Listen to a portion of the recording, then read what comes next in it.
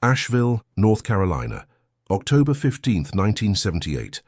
The smell of apple cider and wood smoke drifted through downtown Asheville as maple leaves painted the Blue Ridge Mountains in brilliant oranges and reds. It was the kind of autumn day that made locals forget about the approaching winter, when the mountain air carried promises instead of warnings.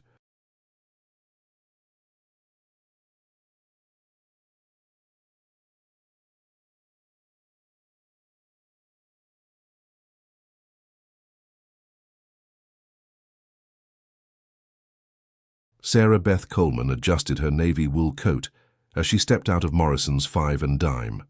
Her weekly paycheck tucked safely in her purse alongside a small package wrapped in brown paper. At 23, she had the kind of quiet beauty that photographers in Charlotte might have noticed, but here in the mountains, she was simply the girl who worked the register and always remembered your name. The downtown streets buzzed with Saturday afternoon energy.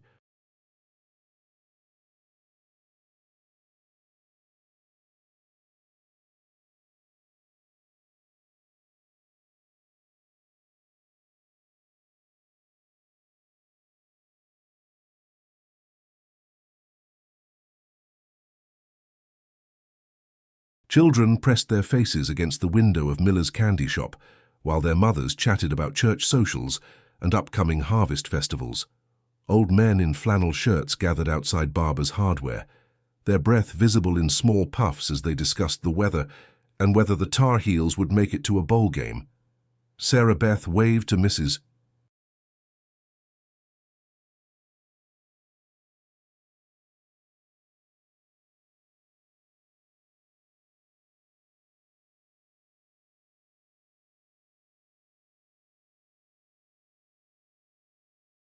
Henderson, who was sweeping leaves from her front porch, and nodded to young Tommy Michaels, who was riding his bicycle in lazy circles around the town square. Everyone knew everyone in this part of Asheville, where families had lived for generations, and newcomers were still talked about years after they arrived. She had promised her younger sister Jenny she'd be home by 4 o'clock to help with the Halloween costume she was making for the school party.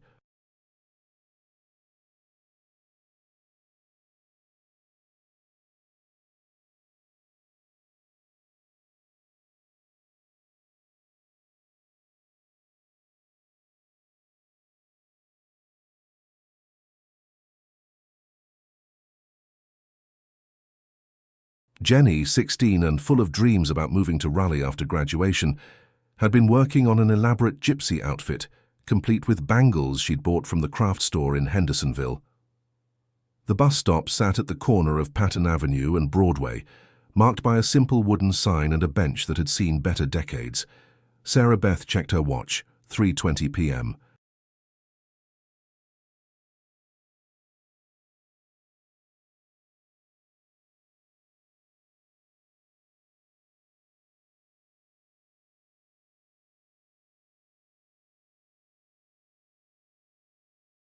The Route 7 bus to her neighborhood ran every 30 minutes, and she'd catch the 3:30 departure with time to spare. As she waited, she unwrapped the small package, revealing a delicate silver locket she'd been making payments on for 3 months. Inside, she'd placed a tiny photograph of her and her boyfriend Marcus, taken at the county fair last summer.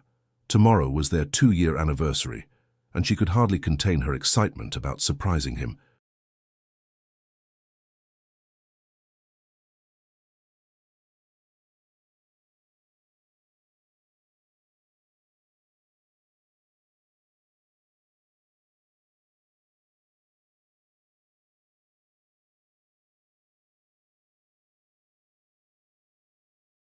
The afternoon shadows grew longer as other passengers gathered at the stop.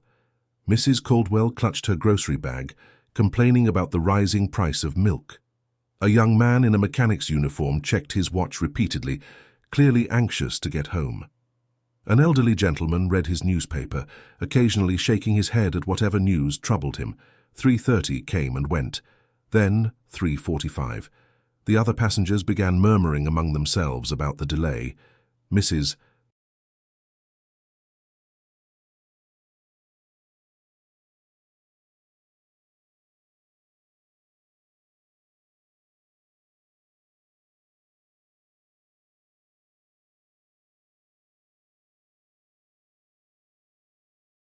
Caldwell walked to the corner, peering down the street for any sign of the approaching bus. The mechanic lit a cigarette, pacing back and forth on the sidewalk.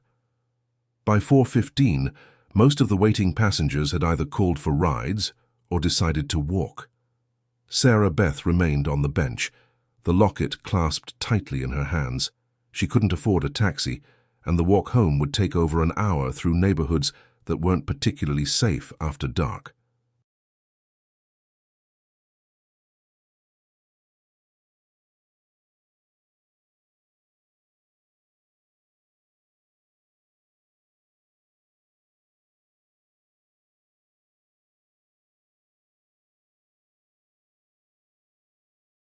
At 4:45, just as the sun began to dip behind the mountains, a Greyhound bus pulled up to the stop. The driver, a middle-aged man with graying temples, opened the door and called out, "This bus is heading to Charlotte with stops in Black Mountain and Morganton. Anyone need a ride part way?" Sarah Beth hesitated. She'd never taken an unscheduled bus before, but Jenny would be worried sick, and she had work again on Monday morning.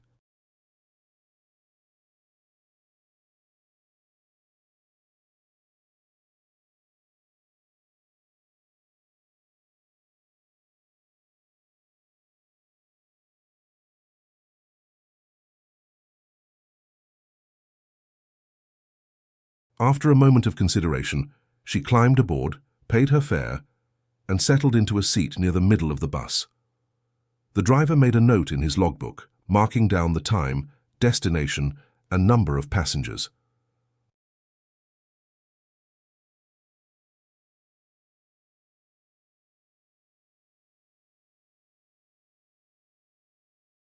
Later, investigators would find this entry: Oct. 15, 1978, 4:47 p.m., one-passenger pickup, Asheville downtown, destination, Black Mountain area. As the bus pulled away from the curb, Sarah Beth watched the familiar buildings of downtown Asheville slide past the window. She had no way of knowing she would never see them again.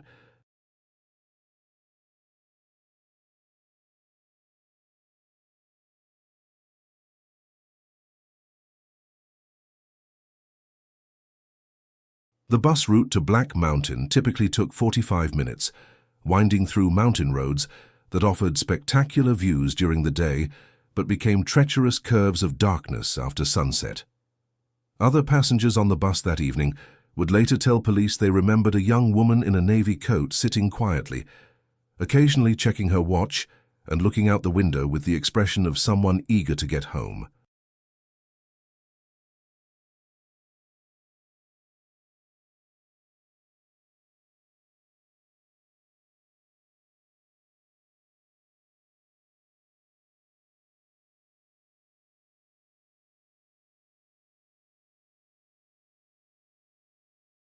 Somewhere between Asheville and Black Mountain, on a stretch of mountain highway where the trees pressed close to the road and cell phone towers were still decades away from being built, Sarah Beth Coleman vanished without a trace. October 16th, 1978. The Coleman family home. The phone call came at 6:30 in the morning, jarring the Coleman household awake with its insistent ringing.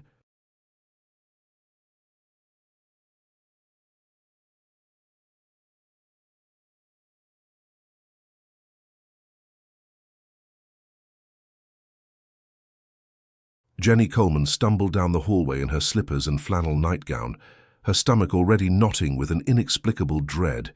Sarah Beth had never stayed out all night without calling. "Hello?" Jenny's voice was thick with sleep and worry. "Is this the Coleman residence?" The voice belonged to a man, official-sounding and careful. "This is Sergeant Mills, with the Buncombe County Sheriff's Department."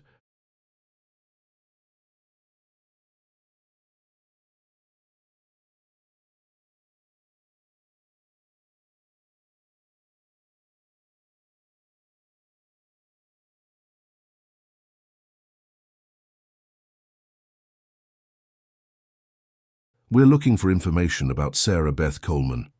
The rest of the conversation blurred into a nightmare of questions Jenny couldn't answer. No, Sarah Beth hadn't mentioned any plans to stay overnight anywhere.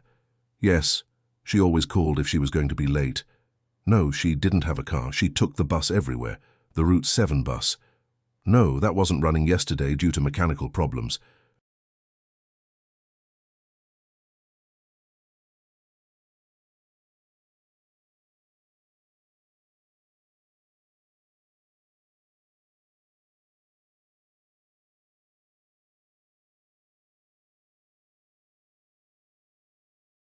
Jenny's parents, Robert and Mary Coleman, gathered around the kitchen table as their younger daughter repeated what the officer had told her.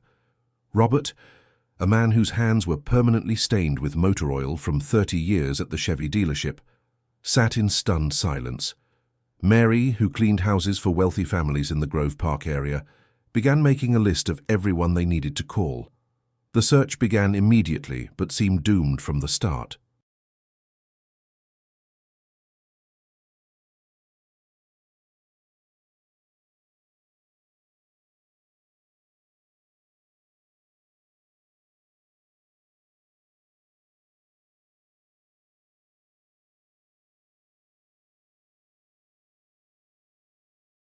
The Greyhound driver who had picked up Sarah Beth was questioned extensively.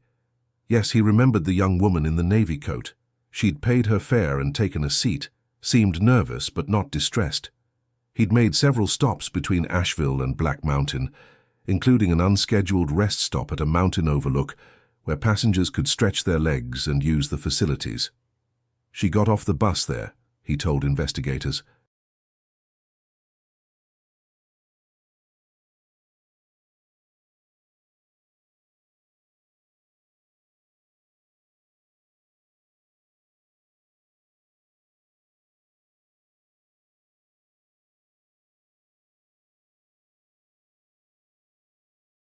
Said she wanted to make a phone call from the payphone. That was around 5:30, maybe 5:45. When I called for everyone to reboard, she wasn't anywhere around. I figured she'd gotten a ride with someone she knew. The mountain overlook where Sarah Beth had last been seen was a popular spot during tourist season, offering sweeping views of the valley below. But in mid-October, with daylight fading early, it was essentially deserted.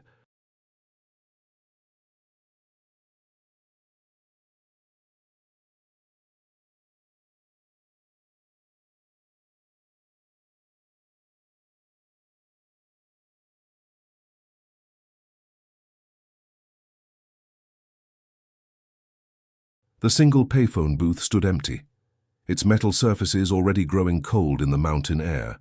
Detective Frank Moreau, a 20-year veteran of the Sheriff's Department, organized search parties that combed the woods around the overlook. Volunteers from Sarah Beth's church, co-workers from Morrison's Five and Dime, and members of the local VFW post spent days walking through dense mountain forest, calling her name until their voices grew hoarse.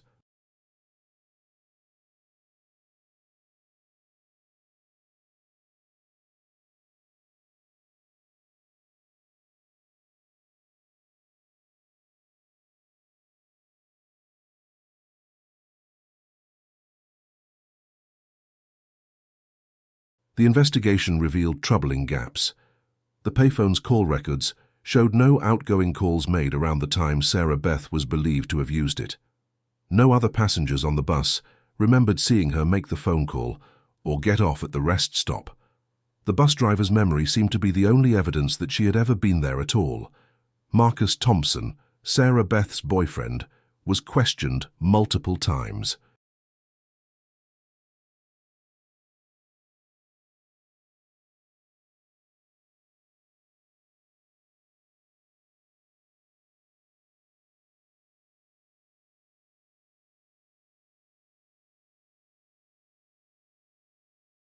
A soft-spoken young man who worked at his family's lumber mill, he broke down during the third interview, sobbing as he told investigators about the anniversary dinner they'd planned for Sunday night. He'd made reservations at the Grove Park Inn, had been saving money for months to afford it. She was excited about something, he told Detective Moreau through his tears, said she had a surprise for me. She'd been acting mysterious all week, happy but secretive.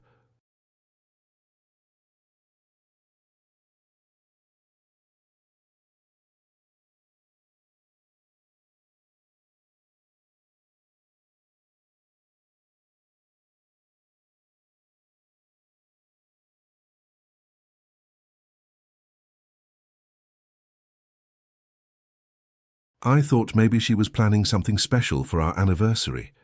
As days turned into weeks, the search expanded beyond the immediate area. Missing person flyers appeared in shop windows throughout western North Carolina, featuring Sarah Beth's senior portrait from Asheville High School.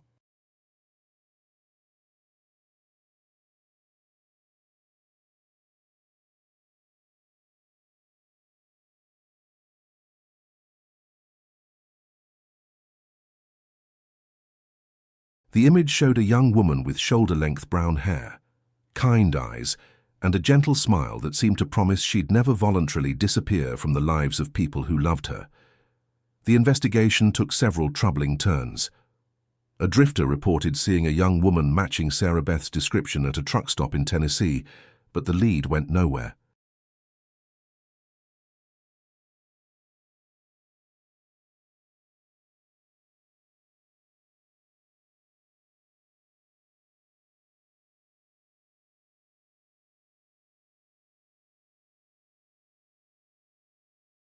A psychic from Charlotte claimed to have visions of Sarah Beth trapped in an underground cave, leading to an exhaustive search of known caverns throughout the region that yielded nothing but false hope. Local newspapers covered the story extensively at first. But as weeks passed without new developments, Sarah Beth Coleman became another name on a growing list of missing persons.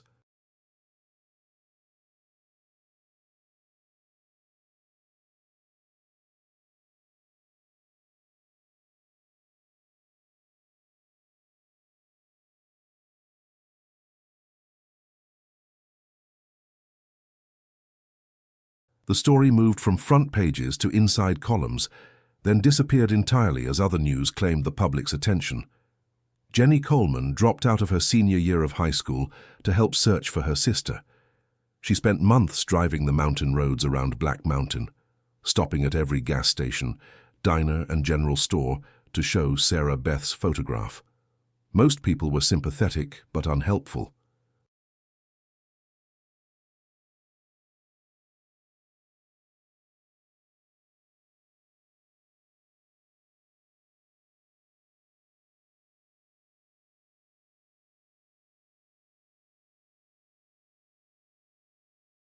A few claimed to remember seeing someone who might have been her, but the descriptions never quite matched, and the details always fell apart under closer questioning. Mary Coleman aged years in a matter of months. The woman who had once been known for her bright laughter and generous spirit became a shadow of herself, spending hours each day calling police departments throughout the Southeast, asking if any unidentified young women had been found.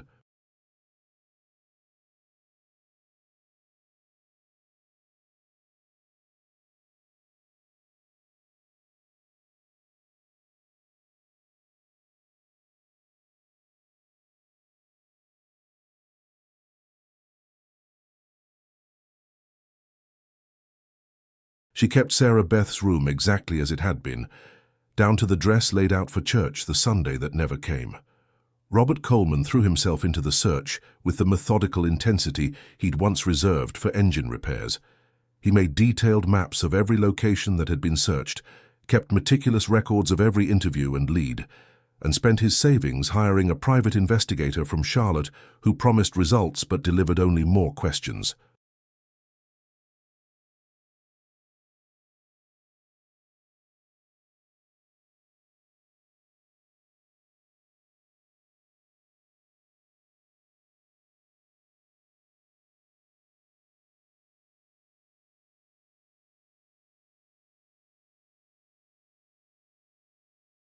The private investigator, a former state trooper named Dale Hutchins, uncovered several disturbing details that police had missed. The Greyhound driver who claimed to remember Sarah Beth had been terminated from his job 6 months later for drinking while on duty. 2 other passengers from that October evening could not be located despite extensive efforts.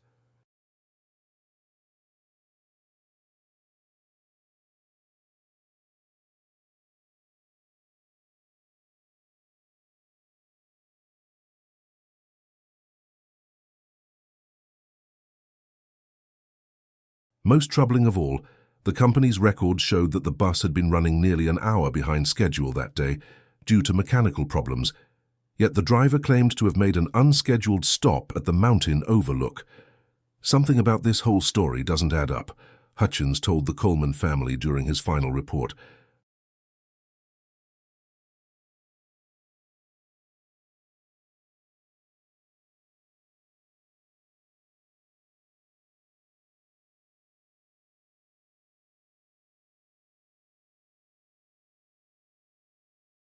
Tass, either that driver isn't telling the truth about what happened, or there's something else going on that we're not seeing. Winter settled over the mountains like a heavy blanket, making search efforts nearly impossible. Snow covered the trails and back roads, where volunteers had spent countless hours looking for any trace of Sarah Beth.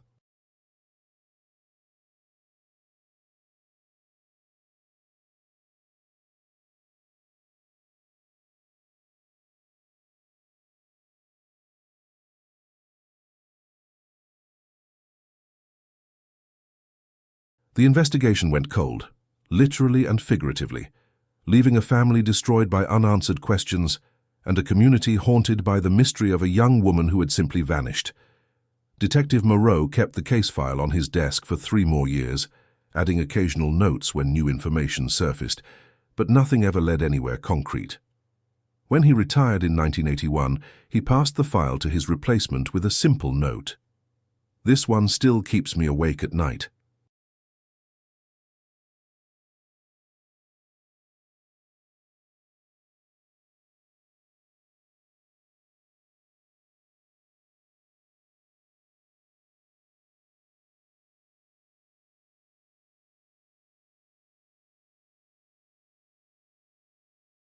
That girl is out there somewhere, and somebody knows what happened to her.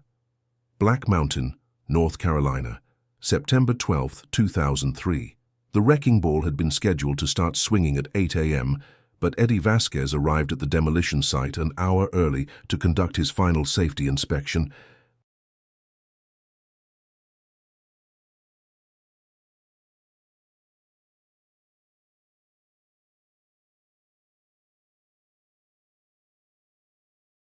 As the foreman for Mountain States Demolition, he'd overseen the destruction of dozens of old buildings throughout western North Carolina, but the abandoned Pineview Motor Lodge held a particular melancholy that made him want to walk through it one last time.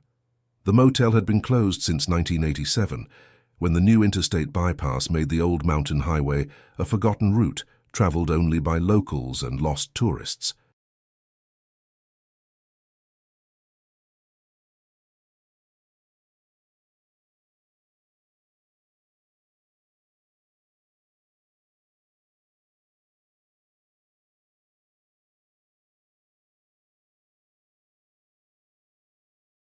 For 16 years, the 2-story building had slowly surrendered to weather and neglect. Vines crawled up its faded blue siding, windows were boarded with plywood that had warped and splintered, and the neon sign that once promised color TV and air conditioning hung at a broken angle like a tired limb. Eddie pulled on his work gloves and pushed open the door to the manager's office, breathing in the musty smell of abandonment.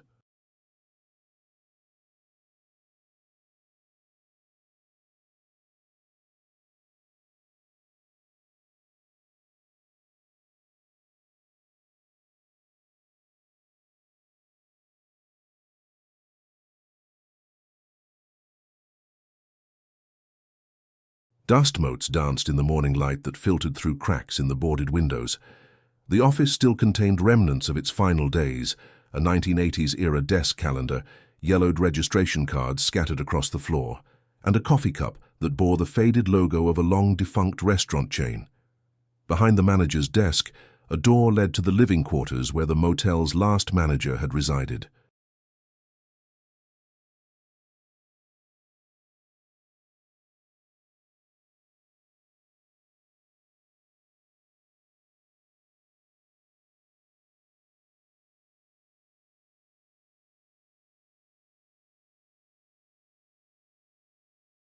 Eddie had been through these rooms during his initial inspection 2 weeks earlier, noting the water damage and structural issues that made demolition necessary, but something drew him back for another look.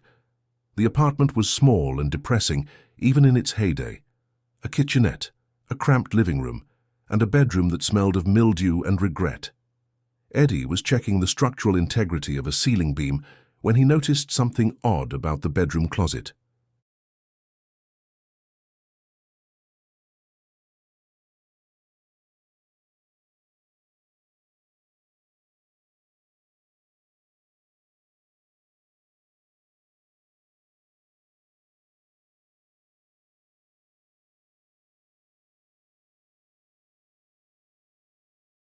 The dimensions didn't quite match what he'd expect based on the room's layout.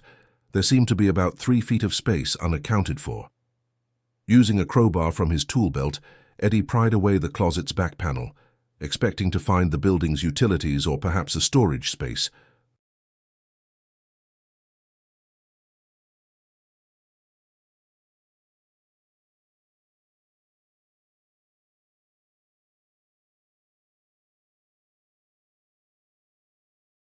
Instead, he discovered a narrow room that had been deliberately concealed, a space roughly 4 feet wide and 8 feet long, with a single small window that had been painted black from the inside.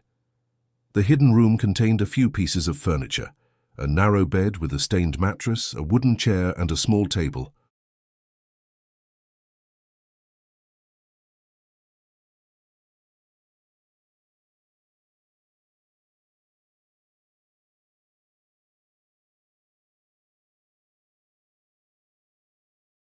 But what made Eddie's breath catch in his throat was what lay on the table: a woman's navy wool coat, folded neatly, as if its owner had just taken it off. Next to the coat sat a small leather purse, its contents still intact. Eddie knew immediately that he was looking at something more significant than abandoned property. The room felt frozen in time, preserved by accident behind the false wall.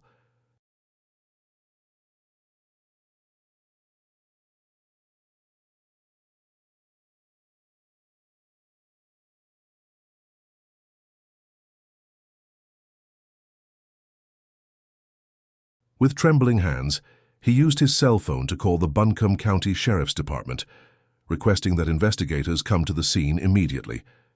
Detective Lisa Park arrived within 30 minutes, accompanied by 2 crime scene technicians and a photographer. At 42, Park had been working missing persons cases for over a decade, but she'd never seen anything quite like the hidden room behind the motel manager's quarters.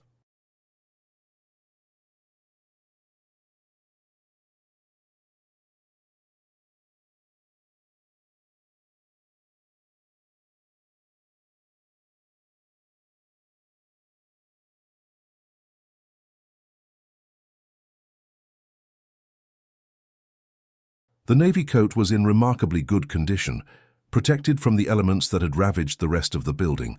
The label inside read, "Morrison's Five and Dime, Asheville, NC," a store that had closed in 1982.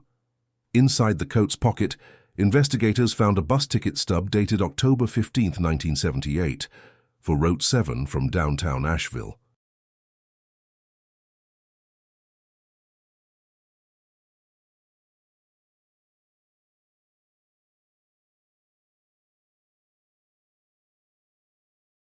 The leather purse contained items that painted a vivid picture of a young woman's life: a wallet with a driver's license bearing the name Sarah Beth Coleman, born March 3, 1955.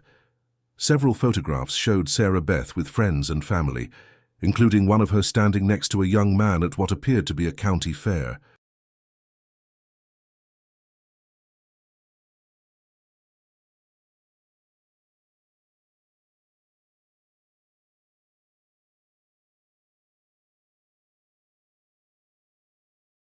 There were also receipts from Morrison's Five and Dime, a small address book, and most heartbreakingly, a silver locket containing a tiny photograph of Sarah Beth and the same young man from the fair picture.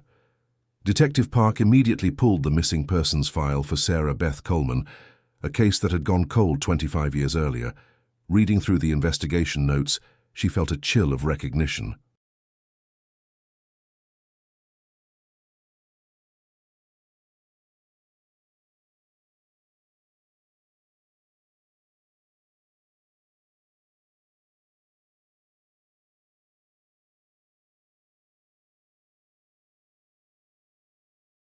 The Pineview Motor Lodge sat less than half a mile from the mountain overlook, where Sarah Beth was last seen getting off the Greyhound bus. The motel's registration records had been lost years ago, but interviews with former employees and local residents began to paint a disturbing picture. The Pineview had been known among locals as a place where questions weren't asked and cash was preferred over credit cards.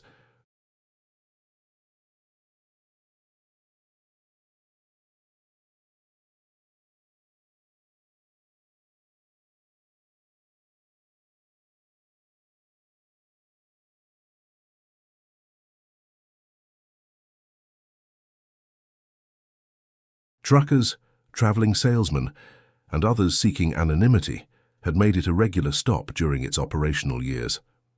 Most significantly, investigators learned that the motel's manager from 1978 to 1983 was a man named Warren Kemp, who had moved to the area from Tennessee just months before Sarah Beth's disappearance. Kemp was described by former employees as quiet and private, someone who kept to himself and seemed to know more about the building's layout than anyone else.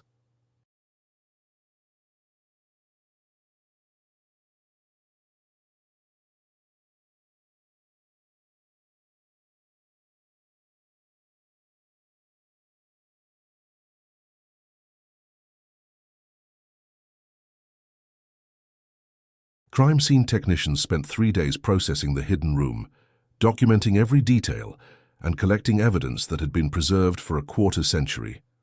Fiber analysis confirmed that the navy coat matched the description of what Sarah Beth was wearing when she disappeared. Fingerprints lifted from personal items in the purse matched prints taken from Sarah Beth's bedroom during the original investigation.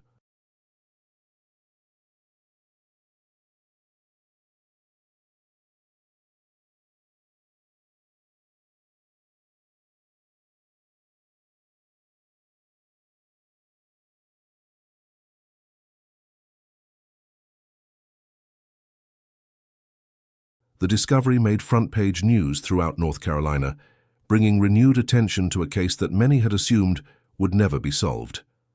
For the Coleman family, now scattered across different states but still connected by their shared tragedy, the phone calls from Detective Park brought a mixture of hope and renewed anguish. Jenny Coleman, now 41 and living in Raleigh with her own family, drove to Black Mountain the day after the discovery was announced.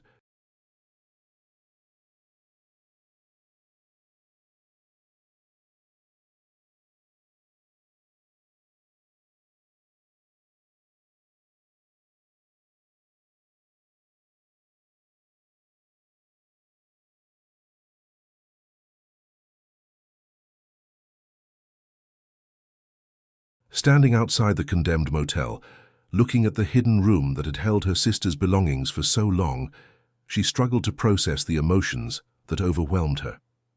"I used to drive past this place," she told Detective Park through her tears. "For years after Sarah Beth disappeared, I'd take this route to visit friends in Black Mountain.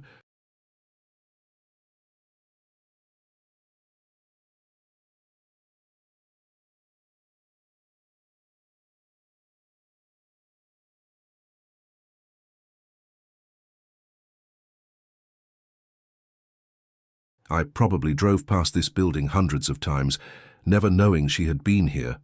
The discovery of Sarah Beth's belongings raised as many questions as it answered.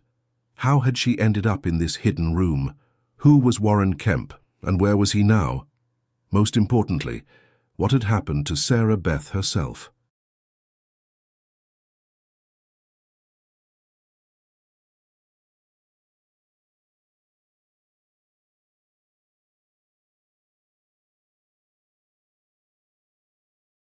As investigators began the painstaking process of tracking down everyone connected to the Pineview Motor Lodge during the crucial years of 1978 to 1983, one thing became clear.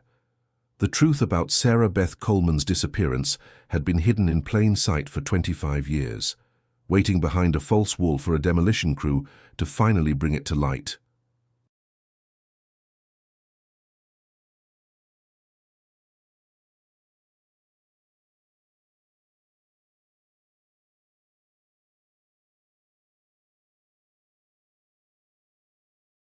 Bryson City, North Carolina. October the 3rd, 2003. The address Detective Lisa Park had been searching for turned out to be a small house on a quiet street where retired people tended their gardens and waved to neighbors from their front porches. Warren Kemp, now 68 years old, answered the door with the cautious expression of a man who had been expecting this moment for 25 years.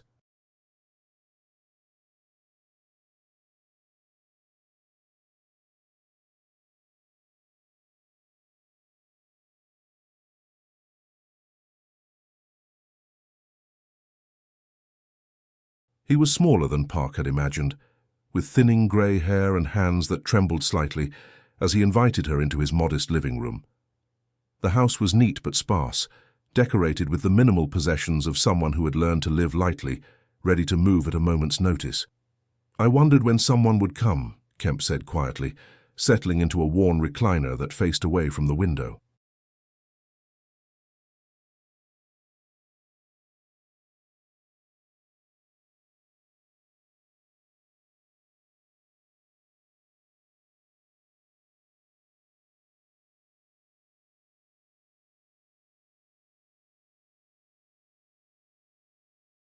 When I heard on the news about them tearing down the Pineview, I knew it was only a matter of time. Detective Park had conducted hundreds of interviews during her career, but something about Warren Kemp's demeanor told her this conversation would be different. There was no bluster, no denials, no attempts at misdirection. Instead, she sensed the exhaustion of a man who had been carrying a terrible weight for decades.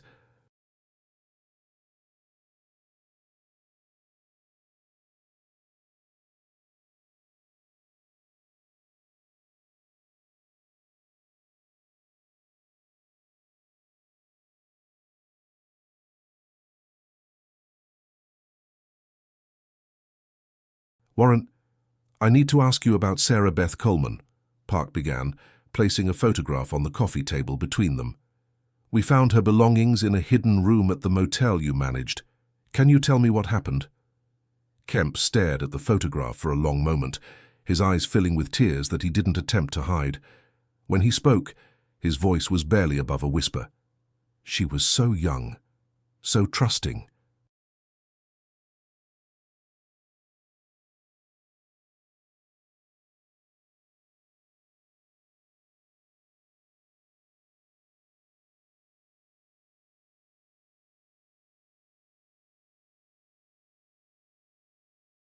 "I never meant for any of it to happen the way it did."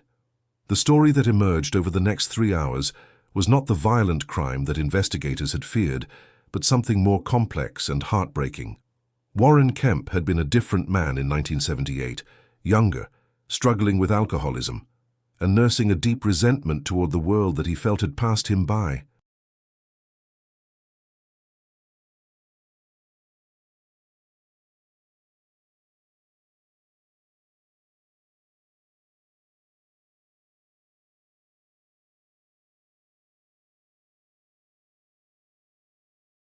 On the evening of October 15, 1978, Kemp had been driving back to the Pineview Motor Lodge after drinking at a roadhouse near Black Mountain. He'd been arguing with his ex-wife on the phone, dealing with financial problems, and generally feeling sorry for himself when he spotted a young woman standing alone at the mountain overlook. "She seemed lost," Kemp told Detective Park. "I pulled over to see if she needed help."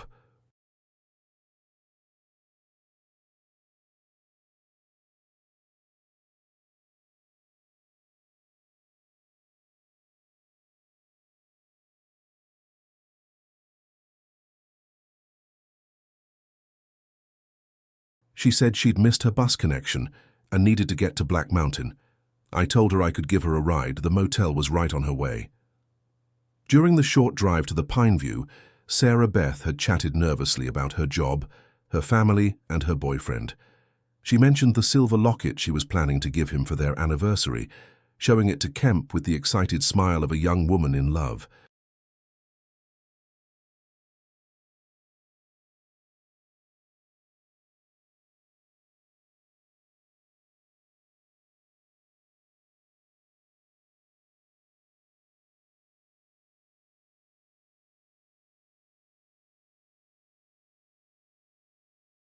She seemed grateful for the ride and relieved to have found help.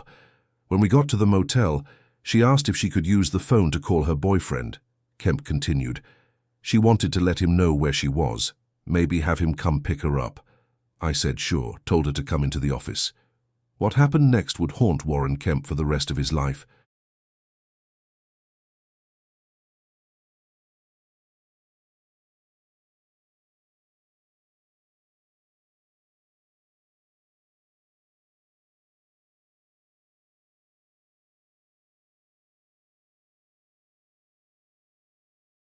As Sarah Beth was making her phone call, two men arrived at the motel. Men that Kemp knew were involved in criminal activities he preferred not to think about too closely.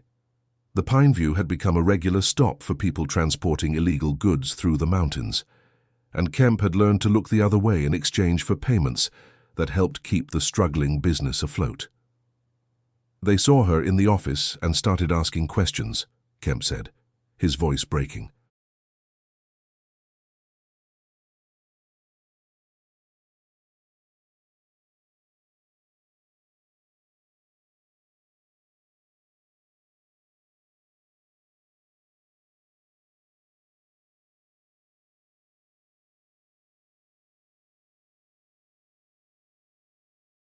Who was she? What was she doing there? I tried to explain that she was just using the phone, but they didn't believe me. They thought she was some kind of witness, that she'd seen something she shouldn't have. The two men, whom Kemp knew only by their first names, Carl and Bobby, decided that Sarah Beth represented a threat that needed to be contained.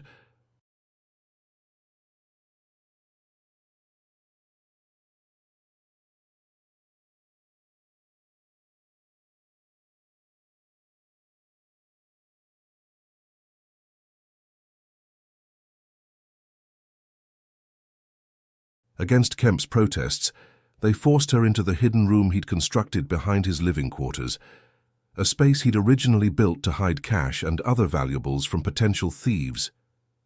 I begged them not to hurt her, Kemp sobbed. I said we could just scare her, make her promise not to say anything, but they said it was too risky, that too much was at stake.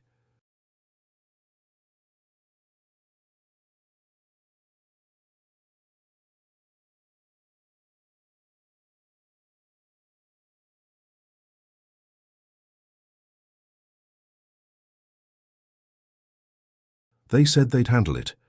For 3 days, Sarah Beth remained in the hidden room while Carl and Bobby debated what to do with her. Kemp brought her food and water, apologizing constantly for the situation while feeling powerless to change it. Sarah Beth had been terrified but remained remarkably composed, asking repeatedly about her family and begging to be allowed to call them. She talked about her sister a lot, Kemp remembered.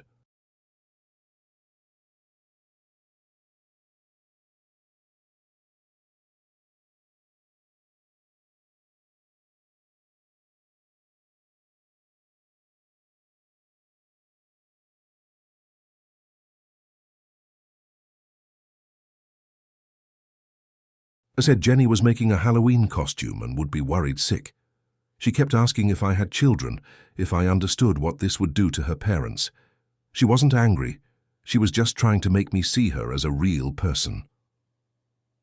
On the 4th day, October 19th, 1978, Carl and Bobby arrived at the motel with a solution that they presented as a mercy.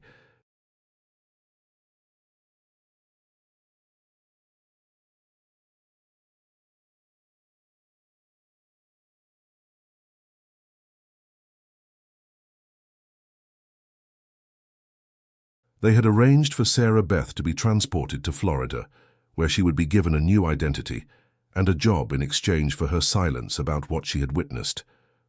They said she'd be safe, that she could even contact her family eventually once enough time had passed, Kemp told Detective Park.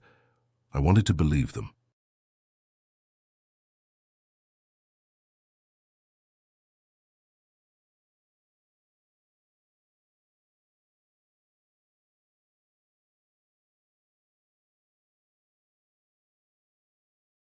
God help me, I convinced myself it was the best outcome possible. But even as he watched Carl and Bobby lead Sarah Beth away from the motel that evening, Warren Kemp suspected he was witnessing something far more sinister than a relocation.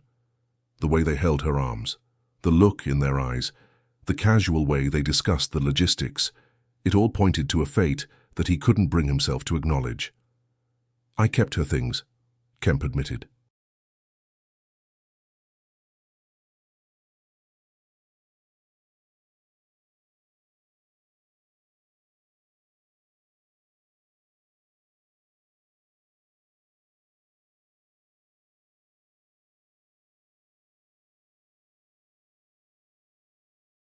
Her coat and purse were still in the room, and I couldn't bring myself to throw them away. I sealed up the room and tried to pretend none of it had ever happened. But I knew, deep down, I always knew she wasn't coming home. Detective Park asked about Carl and Bobby, but Kemp could provide only limited information. They had been part of a drug trafficking operation that moved cocaine and marijuana through the mountains during the late 1970s.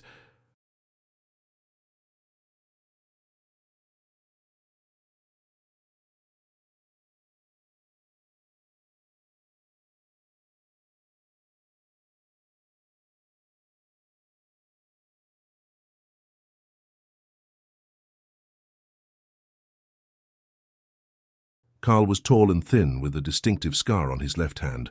Bobby was shorter, stockier, and spoke with a slight accent that might have been from Louisiana or Mississippi. They stopped coming to the motel after that, Kemp said. Word was that their operation got shut down sometime in the early 1980s.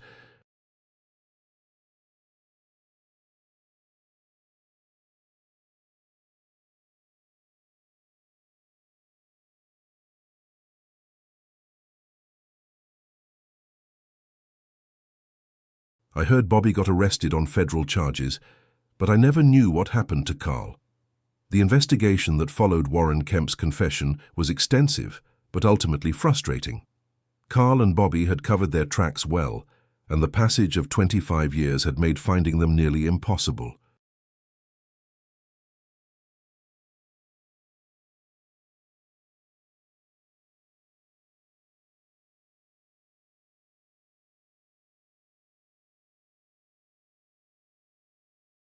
Federal drug enforcement records from the late 1970s contained references to a trafficking ring operating in western North Carolina, but most of the participants had either died, disappeared, or been lost in the bureaucratic shuffle of changing jurisdictions. Warren Kemp was charged with accessory to kidnapping and agreed to cooperate fully with investigators in exchange for a reduced sentence.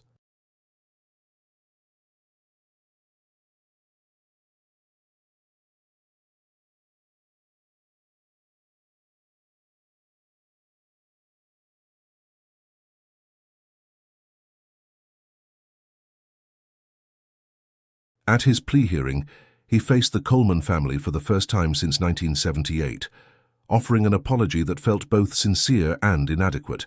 "I know saying I'm sorry doesn't bring Sarah Beth back," he told them through his tears. "I've spent 25 years trying to forget what I let happen, but her face is the first thing I see every morning and the last thing I see every night."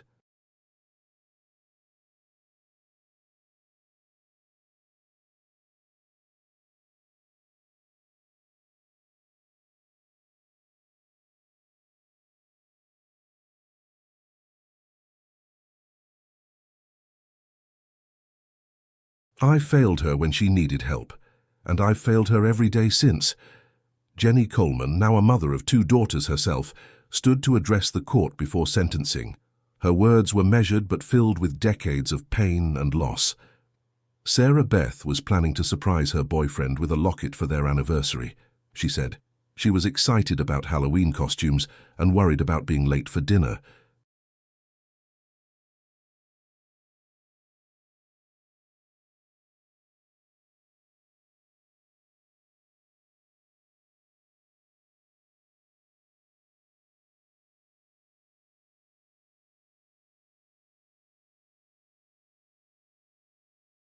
She was just a 23-year-old girl who wanted to get home to her family. "Mr. Kemp, you were her last hope for help, and you turned her over to monsters. We may never know exactly what happened to her, but we know she died scared and alone, far from everyone who loved her. Warren Kemp received a sentence of 8 years in prison, but died of a heart attack just 18 months later.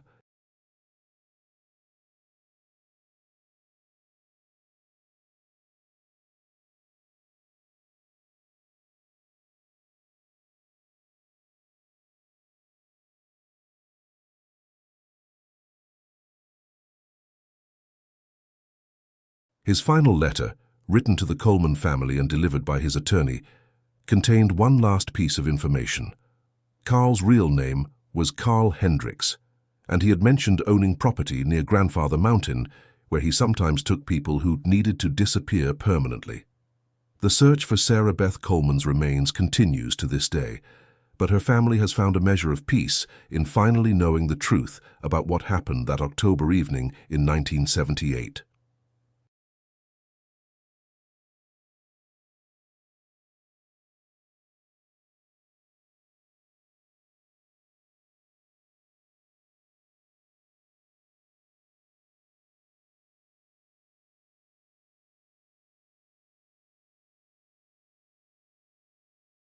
The silver locket she had planned to give her boyfriend is now kept by Jenny Coleman, who wears it every year on the anniversary of her sister's disappearance. The Pineview Motor Lodge was demolished as scheduled, and the lot where it stood has been converted into a small memorial garden. A plaque near the entrance reads, "In memory of Sarah Beth Coleman and all those who have vanished from our communities."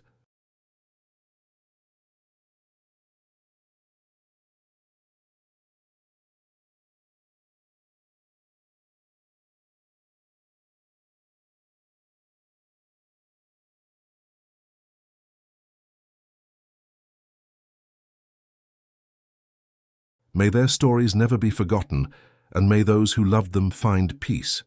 Local law enforcement agencies throughout North Carolina still receive occasional tips about the Sarah Beth Coleman case, and investigators continue to follow up on any credible leads about the whereabouts of Carl Hendricks or the location where she was ultimately taken.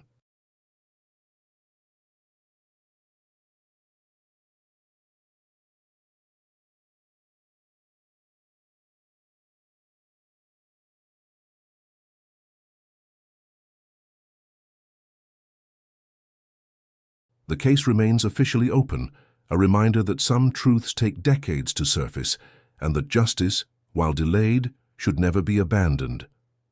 For the people of Black Mountain and Asheville, Sarah Beth's story serves as a sobering reminder of how quickly a life can be lost and how many secrets small communities can hold.